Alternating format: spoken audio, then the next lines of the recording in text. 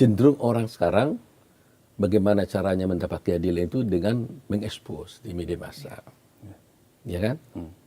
Nah, karena apa? Karena memang akses to justice itu kan tertutup.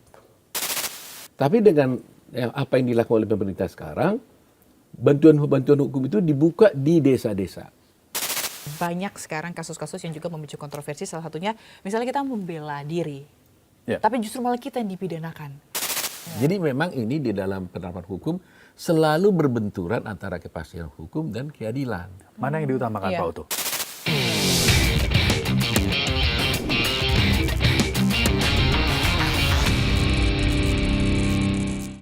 Paradigma KUHP dirubah harus diikuti dengan perubahan paradigma penegak hukum. Nah, ini. Itu kayaknya PR-nya lebih berat. Benar. Kalau KUHP-nya berubah paradigmanya, penegak hukumnya nggak berubah, ya tetap aja aja ya. nggak berhasil ini. Nggak berhasil.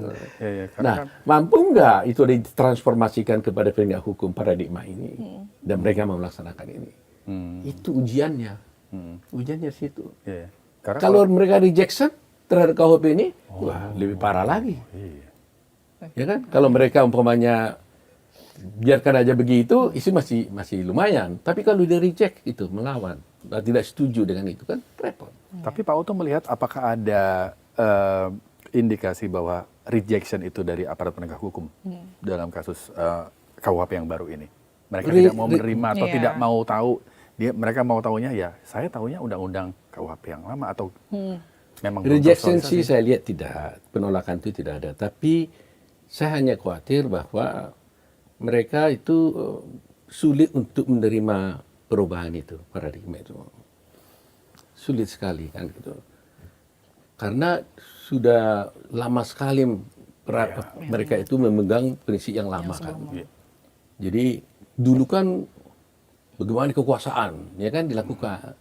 Nah sekarang ini kan tidak keseimbangan karena ukurannya kita itu kan sudah jelas, Undang-Undang Dasar, kemudian hukum hukum yang hidup di Pancasila, hak asasi manusia, ya, rasa keadilan masyarakat. Ini sudah ini sudah menjadi ukuran di dalam pelaksanaan KUHP ini. Nah, kalau dulu itu kan pikirannya kan bagaimana kekuasaan bisa dilaksanakan. Dan mereka tidak begitu peduli dulu dengan keadilan kan. Nah, tapi harapan saya yakinlah. Karena saya lihat di kepolisian, di kejaksaan, mereka juga sudah mulai ya. Apalagi dengan ada kasus-kasus yang sekarang ribut-ribut, ya kan? Ada dengan di pengadilan ada soal peradilan yang sedemikian rupa, itu kan merupakan paradigma yang harus diikuti. Iya. Suka atau tidak suka, ya itulah kenyataannya. Peradilannya berapa kali gitu ya? Berapa kali, ya. Kali-kali. Nah, kan itu juga suatu hal yang perlu menjadi pemikiran kan. Betul. Kan ini sebenarnya evaluasi harus dilakukan terhadap KUHP-nya kan gitu. Tadi hari ini kita bicara KUHP, tapi ternyata di situ pun perlu dievaluasi. Pembuat undang-undang ternyata kecolongan nih, tidak memperhitungkan hal ini. Ada titik lemah kan? Iya. Dan ini kepintaran lawyer kan, lawyernya kan canggih melihat di lubang nih, dia pakai itu. Nah, pertanyaannya sekarang apakah itu mau disalahkan? Nah, siapa mau disalahkan dalam situasi seperti itu kan? Ya. Nah, jadi saya kira kita harus optimis lah ya. Tapi yang penting itu PR kita yang paling berat adalah bagaimana caranya agar perubahan paradigma di KUHP itu bisa juga terjadi perubahan di penegak hukum. Penegak hukum ya. Itu Kuncinya. berarti. Iya, betul. kunci. Nah, ada juga yang mengatakan begini, Pak Uto. Apakah Jadi nggak apa-apa ya? Oh, silakan. Silakan, Pak. Apakah KUHP baru ini justru membuat masyarakat tuh lebih mudah dipidana, dikit-dikit dipidana gitu. Kemudian ada yang bilang kalau nggak viral, no viral, no justice gitu. Terus terang aja no viral or no justice ini, no viral and justice ini sebenarnya memang kalau kita harus jujur mengatakan memang faktanya seperti itu kan dulu. Ya. Artinya cenderung orang sekarang bagaimana caranya mendapat keadilan itu dengan mengekspos di media massa. Ya kan? Nah, karena apa? Karena memang akses to justice itu kan tertutup. Kan itu masalahnya. access to justice itu ditutup sehingga terpaksa ada medsos yang membuka agar mendapatkan keadilan itu. Ini faktanya.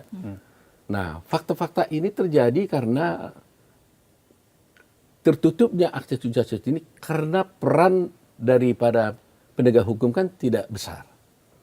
Artinya kesannya tidak terbuka pintu-pintu itu sendiri. Makanya pemerintah sekarang sudah membuka pintu itu seperti Kementerian Hukum kita itu sudah membuka pintu itu dengan membuat bantuan hukum lembaga bantuan hukum di desa-desa. Lembaga bantuan hukum di desa-desa. Jadi Ya kan? didekatkan Pusat bantuan ke masyarakat ya. begitu ya. Jadi kalau selama ini itu terjadi di umpamanya seperti LBH yang ada di Jakarta. Kalau di Peradi biasanya itu ada PBH, Pusat Bantuan Hukum Peradi dan sebagainya. Nah, tapi ini kan yang tidak dibiayai pemerintah. Sehingga kan limited sekali dia punya kemampuan. Tapi dengan apa yang dilakukan oleh pemerintah sekarang, bantuan hukum itu dibuka di desa-desa. Berapa ribu desa yang ada sekarang.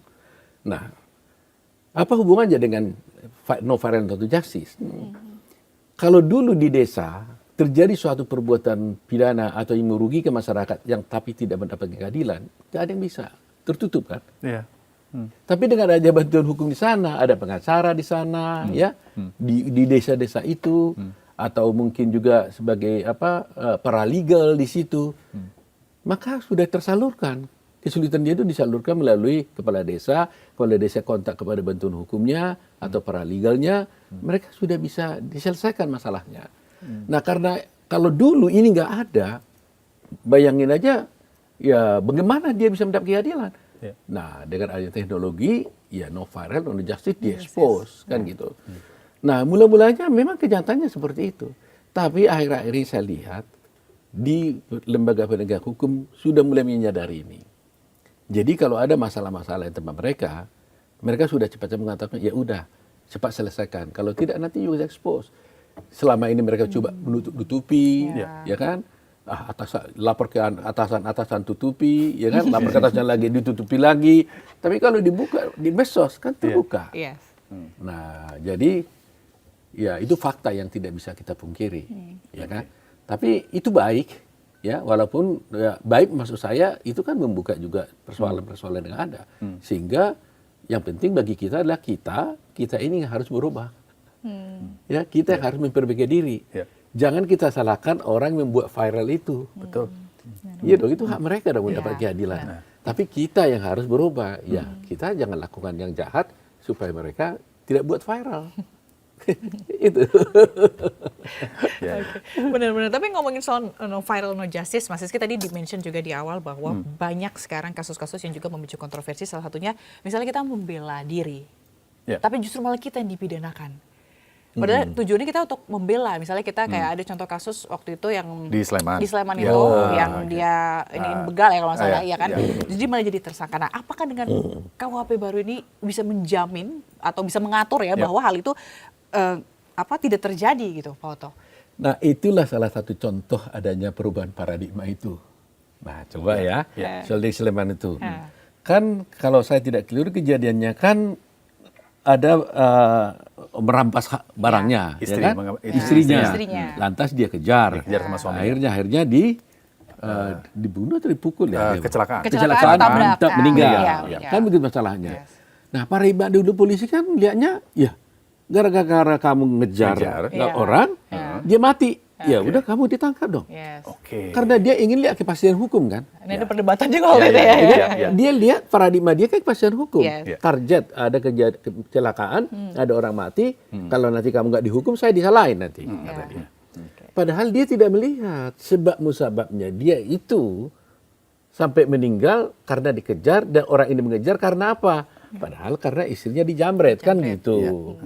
Nah, jadi konteksnya kan keadilan kan sebenarnya harus dilihat.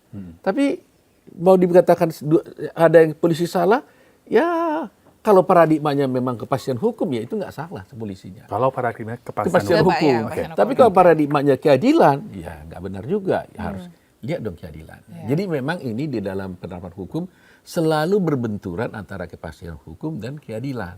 Mana yang diutamakan Iya, Pak Utuh? benar. Kalau sudah berbenturan, kita akhirnya memilih keadilan.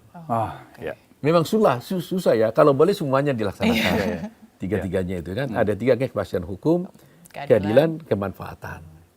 Ya kan, pasti tapi nggak bermanfaat untuk apa? Ya kan, adil kadang-kadang manfaatnya kurang, kalau bermanfaat tapi nggak adil, itu apa? Jadi kalau ini berbenturan, selalu kita melihat ya keadilan.